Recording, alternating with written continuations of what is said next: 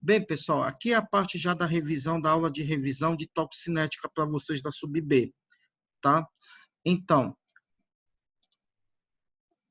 eu vou aqui só aumentar a tela aqui para vocês, para ficar melhor a explicação para vocês. Nós temos que entender e lembrar, tá? Que a toxicinética aqui nada mais é do que uma relação da quantidade do agente tóxico, deste agente tóxico, tá? Que ele atua sobre o nosso organismo e a sua concentração no plasma sanguíneo, tá? No plasma humano, tá? Esta é a definição da toxinética.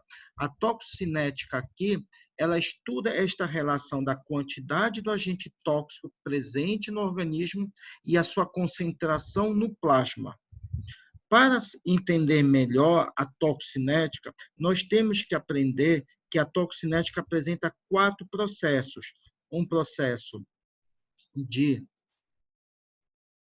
absorção, um processo de distribuição e um processo de biotransformação e um processo de excreção, que fazem parte da toxinética aqui. Agora,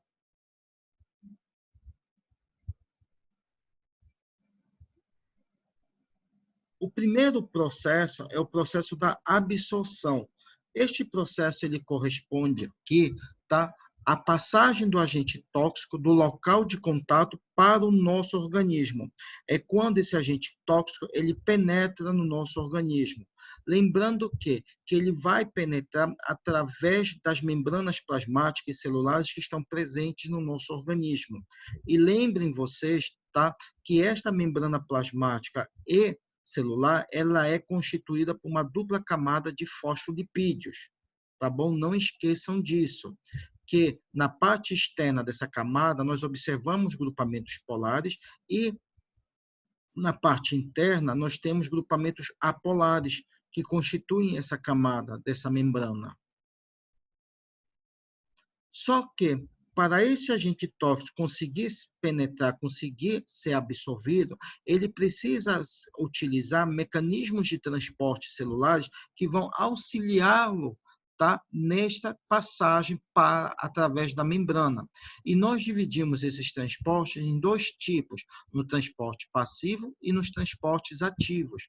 No transporte passivo, o principal exemplo aqui é a filtração, que é um mecanismo de transporte passivo que tem como característica principal que é um tipo de mecanismo de transporte que ele é dependente de um gradiente de concentração. Ou seja, ele depende deste gradiente para conseguir passar, tá, este agente tóxico para o interior da membrana. Lembrando que esta passagem deste agente tóxico pelo transporte passivo se faz mediante a passagem de poros que se encontram na membrana, que são altamente seletivos e que têm como características apresentarem e terem afinidades por moléculas que são polares, hidrossolúveis e que apresentem um diâmetro, ou seja, um tamanho de molécula que seja menor ao tamanho dos poros, que facilitam aqui o que? A sua passagem. Além disso, tá? Nós também temos aqui a presença do pH e do pKa desses compostos tóxicos. Lembrando que substâncias ácidas, ou seja, substâncias de caráter ácido, elas se ionizam melhor, tá, em meio ácido, e substâncias alcalinas, elas se ionizam melhor em meio alcalino quando a gente for o quê? Quando a gente for relacionar isso ao pKa, tá bom? Agora, nós temos também os transportes ativos, que diferentemente dos transportes passivos que eu falei para vocês anteriormente, esse transporte ativo, ele tem como características que é um transporte, tá, que, olhando aqui para o cursor, que ele tem o quê? Um consumo de energia, ou seja, aqui há um gasto de energia na forma de ATP, ele é contra um gradiente de concentração, ou seja, aqui o gradiente não o favorece. E, por último, ele precisa da presença de proteínas transportadoras, tá? Que auxiliem e que facilitem o transporte desse composto tóxico, dessa substância tóxica, através da membrana. Esta é a principal característica do transporte ativo. Agora, nós também temos um outro tipo, que é a pinocitose. Esta pinocitose ela é similar à fagocitose, tá? Onde nós temos a produção do fagossomo, o invaginamento desse fagossomo e a internalização, ou seja, a penetração dessa partícula, só que aqui é uma partícula de que tipo de natureza? Líquida, que faz com que ela consiga ser o quê? Ser absorvida e consiga penetrar, passar por essa membrana para o interior dela. E, por último, nós temos a difusão facilitada, que, diferente da difusão passiva, que ela é bastante presente nos transportes passivos dos compostos, tá, e das substâncias químicas e também tóxicas, esta difusão facilitada aqui, ela tem como característica o quê? A presença de transportadores, ou seja, de moléculas transportadoras que facilitem a passagem desse composto tóxico. Nós temos aqui que não há um consumo de energia, tá? Ou seja, não há geração, ou seja, não há gasto de ATP. E, por último, ela é a favor de um gradiente de concentração aqui. Ficou entendido essa parte para vocês? Pergunto. Sim. Tá? Agora, para ocorrer o processo de absorção, tá? Ele ocorre, tá, em determinadas vias de absorção, sendo que as três principais vias de absorção ou de introdução, como vocês também queiram chamá-las, tá? São quais? A via cutânea, a via digestiva e a via o quê? Respiratória. Cada uma dessas vias tem as suas características peculiares. Então, vamos falar de cada uma delas para vocês. A primeira delas é a absorção pela pele e mucosas, tá? Que representa a via cutânea. Lembrando que a pele ela é composta por múltiplas camadas. Nós temos a derme, a epiderme e o estrato córneo. E a pele corresponde a 10% do peso corporal de um ser humano. E ela é a primeira barreira de defesa do nosso organismo, tá? Contra a exposição a diversos tipos de agentes tóxicos, sejam eles ácidos, bases, sais ou compostos oxidantes que possam causar, durante um processo de exposição, efeitos tópicos ou efeitos sistêmicos. Além disso, lembre-se também que a própria composição físico-química, principalmente o coeficiente de partição óleo e água, nesses compostos de naturezas que eu acabei de citar para vocês, ácidas, básicas, sais e oxidantes, tem muito a ver com o tipo do efeito que vai ser produzido na derme do indivíduo, na pele do indivíduo. Isto por quê? Porque quanto maior for o coeficiente de partição óleo-água, mais profundo, mais facilmente essa substância tóxica ela conseguirá penetrar através da membrana. Lembrem também que alguns tipos de cosméticos que são a base, tá? Tem como base físico-química composição menos lipossolúvel, eles conseguem fazer um efeito mais local. É diferente de alguns tipos de preparações farmacêuticas, como cremes ou pomadas, que têm como princípio ativo corticoides, que são altamente lipossolúveis, ou seja, eles conseguem penetrar mais facilmente aqui tá? Por esta membrana plasmática, tá? E provocar lesões mais profundas na derme. Agora, nós temos a segunda absorção, que é pela via respiratória. E esta via respiratória aqui, ela é composta pelo aparelho respiratório, que é dividido em dois tipos de tratos, o trato respiratório superior e o trato respiratório inferior, aonde se encontra aqui a árvore brônquica. E Durante o processo de absorção por essa via respiratória, nós estamos absorvendo o quê? Partículas sólidas e líquidas, que são representadas por gases e substâncias voláteis, que têm como características peculiares, primeiro, o seu tamanho, ou seja, o tamanho da partícula. Isto porque, quanto menor for a partícula, mais facilmente essa partícula consegue chegar mais a fundo no aparelho respiratório. Sendo assim, partículas que são menores de 1 micrômetro, eles conseguem atingir os alvéolos pulmonares. Já agentes tóxicos de 2 a 5 micrômetros, eles ficam mais presos aonde? Na região traqueobronquiolar. E agentes tóxicos acima de 5 micrômetros, esses sim são facilmente o que? Eliminados. Além disso, a própria lipossolubilidade aqui desses compostos tóxicos, tá, faz com que eles se liguem e sejam mais facilmente absorvidos pelas membranas pulmonares.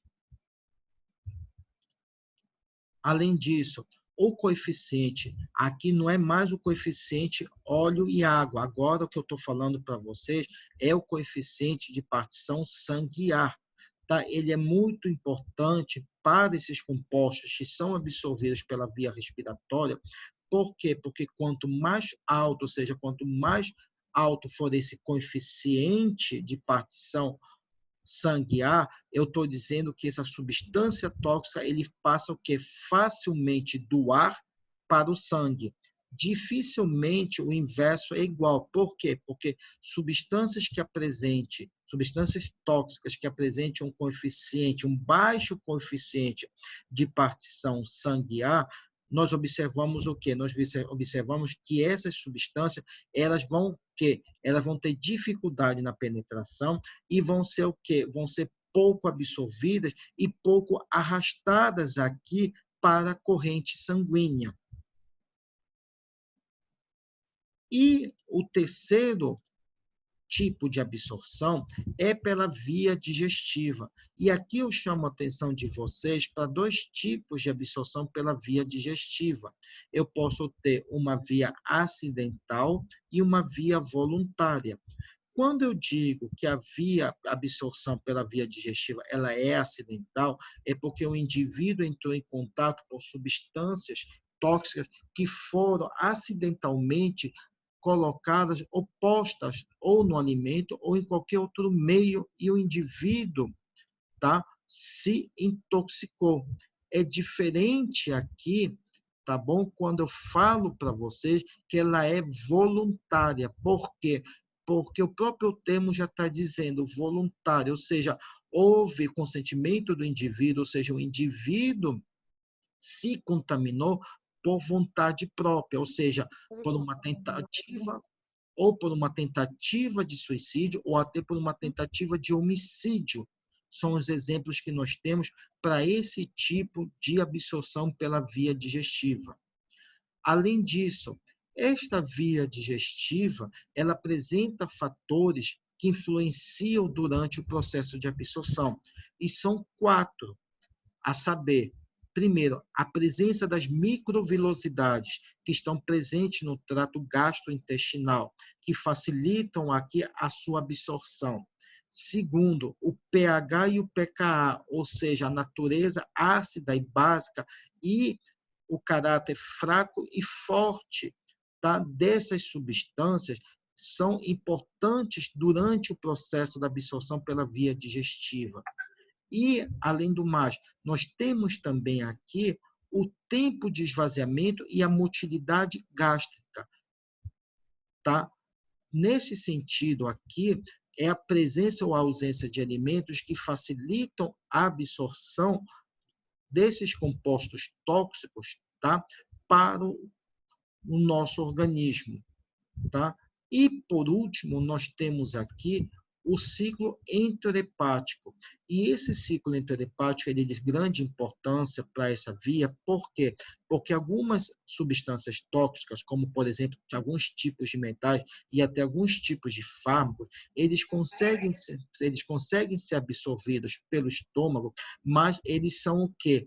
Durante o processo de excreção, eles são o quê? Excretados pela via biliar, aonde eles sofrem uma nova absorção, voltando ao organismo e sofrendo todo um novo processo de cinética sobre ele. Bem, meninada, a respeito do processo de absorção e do início do conceito da toxicinética, ficou alguma dúvida para vocês? Hein, pessoal? Eu acho que não, professor. Para mim não ficou nenhuma. Oi, Mari, boa noite, tudo bom? Boa Lucélia, noite. tudo bom? Roseli, Sueli, Tom, Valéria, Marcelo, alguma dúvida? Lohane, alguma dúvida, pessoal? Posso seguir em frente? Pode seguir, professor. Oi, Rose, tudo bom? Oi, professor, tudo bem? Vamos lá. Então, o segundo processo é o processo da distribuição. Neste processo da distribuição é quando o agente tóxico ele já está o quê? Ele já passou da absorção e já está em quê? Na corrente sanguínea, onde ele vai ser distribuído, tá? E irá para algum órgão de biotransformação. Lembrando aqui o que para vocês, lembrando que esse agente tóxico, ele pode ser distribuído, tá? Ou pelo sangue ou pela linfa, havendo aqui, primeiro, uma ligação às moléculas, principalmente moléculas proteicas, uma afinidade, principalmente em relação ao seu pH, ou seja, nós veremos aqui que dependendo do tipo de molécula proteica, ela vai ter uma afinidade maior por compostos ácidos e por compostos básicos. E por último, o coeficiente de partição óleo-água, ou seja, fármacos altamente lipossolúveis, eles têm maior facilidade a se ligar do que o inverso, do que os hidrofílicos. Lembrando também para vocês que, durante o processo de distribuição, órgãos que são altamente vascularizados, ou também chamados órgãos de maior perfusão sanguínea, são os órgãos que receberão maior fluxo de sangue aqui, como, por exemplo, o coração, o cérebro, o pulmão, tá? São alguns exemplos. Além disso, nós também temos os órgãos de menor perfusão sanguínea, que recebem menor, apresentam pouca vascularização, como é o caso dos ossos, das unhas e dos dentes. Além disso, tá? No processo da distribuição, nós temos fatores que modificam esse processo da distribuição, como as propriedades físico-químicas e a ligação às proteínas plasmáticas. Em relação às propriedades físico-químicas, a lipossolubilidade, ou seja, a alta caráter lipossolúvel, faz com que haja uma melhor afinidade para ligação às proteínas, como também a polaridade, moléculas que são altamente apolares, elas têm melhor ligação a essas proteínas, diferente das polares, tá bom? E em relação às proteínas plasmáticas, lembrem vocês que essas proteínas plasmáticas nada mais são que proteínas séricas, tá? Que estão presentes no plasma do indivíduo e que têm como característica principal, como função principal, ligar-se, complexar-se a essas moléculas do agente tóxico. E dentre as principais proteínas plasmáticas ou séricas que nós temos a albumina, nós temos as lipoproteínas e temos a alfa-1 glicoproteína ácida. São as principais representantes aqui. Agora, sobre a albumina, que é a principal proteína com a qual quase a maioria dos agentes tóxicos, sejam fármacos, metais, ou também outros componentes químicos se ligam a ela, tá? A albumina ela tem um caráter especial a se ligar a compostos de natureza ácida, ou seja, ela tem maior afinidade por esse tipo de ligação a estes componentes ácidos, diferente para os componentes básicos, que a sua afinidade se torna menor aqui.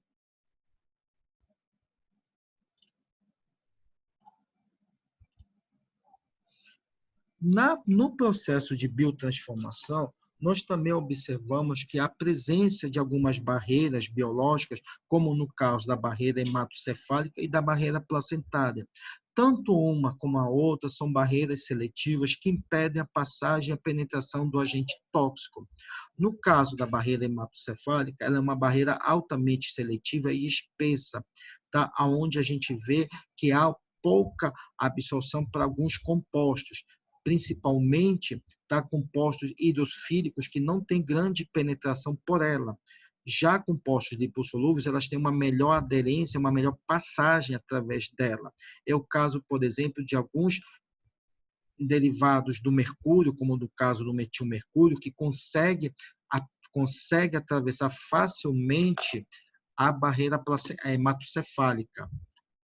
Agora, falando da barreira placentária, ela é diferente da hematocefálica, porque além de ser uma barreira altamente seletiva, ela também é uma barreira bioquímica. Isto porque a barreira placentária, além de envolver o feto e proteger esse feto contra alguns componentes, contra alguns agentes e micro-organismos, ela ajuda na seleção de componentes nutritivos que vão ajudar no desenvolvimento fetal. E uma grande informação para vocês. Dentro dessa barreira placentária, também observamos que ela é uma barreira bioquímica, porque ela também realiza pequenos processos de biotransformação que fazem com que esse agente tóxico consiga ser biotransformado no interior da placenta, tá? E causar algum dano através da geração de metabólitos tóxicos aqui. Tá bom? E nós temos também o que nós chamamos dentro da distribuição do volume de distribuição, que ele nada mais é do que um parâmetro toxocinético que representa a quantidade ou a extensão ou o volume desse agente tóxico presente no sangue. Então, nós temos aqui alguns tipos de agentes tóxicos que apresentam um alto volume de distribuição, ou seja, eles se apresentam em altas concentrações, em altas quantidades na circulação sanguínea. É diferente aqui, tá? É diferente daqueles compostos tóxicos que apresentam o quê? Que se apresentam em menor volume de distribuição, ou seja, eles se apresentam em uma menor quantidade. Isto por quê? Porque eles têm uma facilidade a se ligar à proteína plasmática, ou seja, eles sofrem maior complexação para as proteínas plasmáticas. Bem, pessoal, deste primeiro momento que nós falamos do conceito da toxinética e falamos da absorção e da distribuição e conseguimos responder essas 4 perguntas, porque nós conseguimos definir o que é toxinética. Falamos sobre os tipos de mecanismos de transporte celulares. Conseguimos também falar das vias de absorção, onde eu falei para vocês da via respiratória e da via digestiva, tá? E também falamos dos fatores que influenciam a distribuição aqui. Pergunto para vocês, ficou alguma dúvida? Querem perguntar alguma coisa? Ou posso dar andamento na aula? Pode dar andamento, professor. Por mim, sim. Hein, meninada? Rodrigo, Roseli, Sueli, Tom, Valéria, Marcelo, tá tudo ok? Alguma dúvida ou posso seguir? Pode seguir. Tá tudo ok, professor. Tá, jóia. Então vamos dar andamento. O terceiro processo que está dentro da biotransformação aqui é o processo da biotransformação. Neste processo da biotransformação, ela é definida como qualquer alteração que ocorre na estrutura química do agente tóxico. Ou seja, na biotransformação, há uma mudança estrutural química deste agente tóxico. E ela ocorre através do quê? Através da participação de enzimas que estão presentes em reações de fase 1, que são representadas por reações de oxidação, redução e hidrólise, e reações de fase 2, que são representadas por reações de conjugação e de síntese aqui. tá?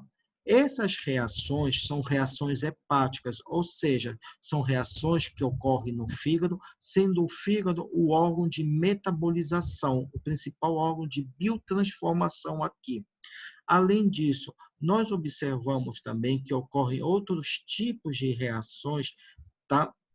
De biotransformações que são fora do fígado, como, por exemplo, nos pulmões, nos rins, tá? Nas mucosas gástricas e na pele. Tudo bem? Além disso, se nós pegarmos o fígado, o órgão fígado e triturado, tá? Nós observaremos o quê? Nós observaremos que existem duas regiões, uma região microsomal e uma região citosólica, aonde na região microsomal aqui, tá? É onde há a presença de enzimas microsomais que são responsáveis pelos processos de reação de fase 1. Já na região do citosol, temos as enzimas citosólicas que são responsáveis por aqui pelas reações de fase 2.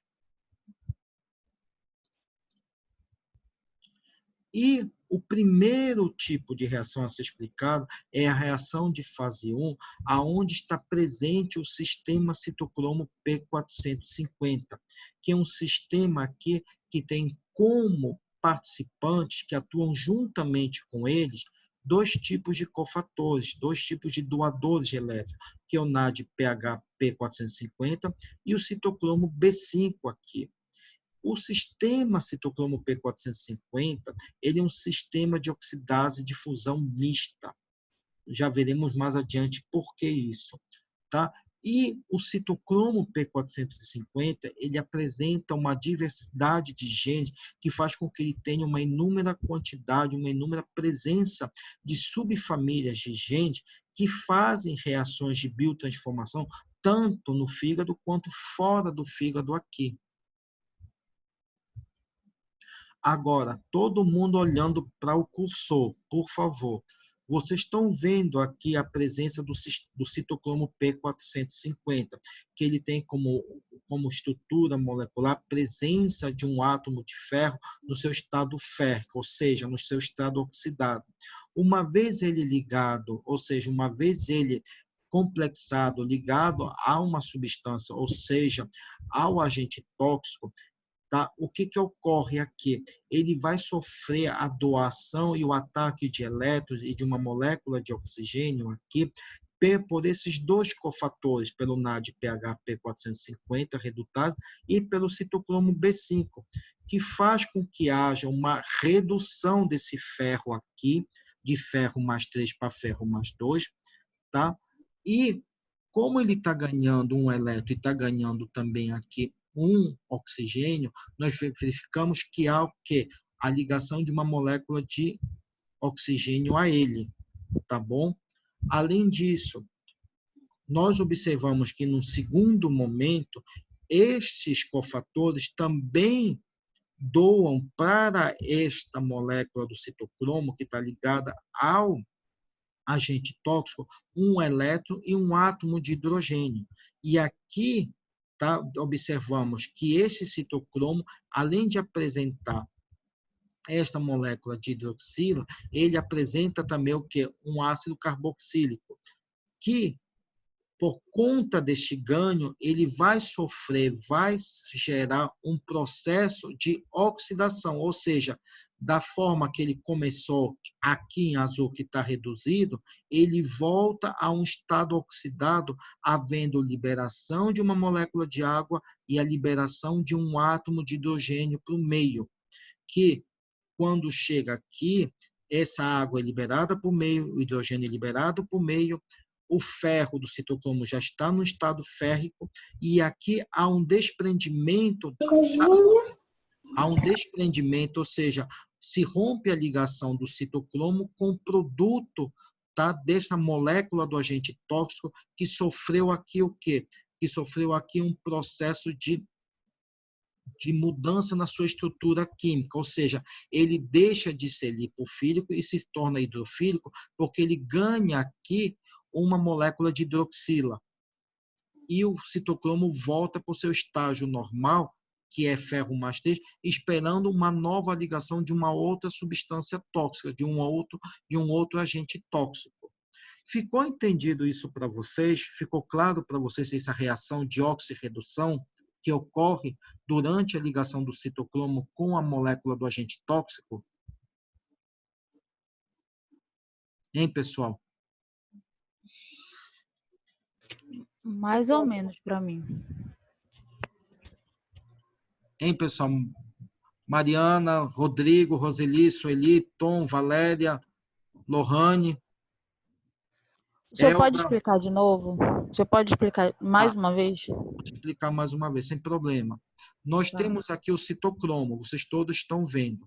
Ele apresenta como estrutura molécula central um átomo de ferro no seu estado férrico, ou seja, no seu estado oxidado.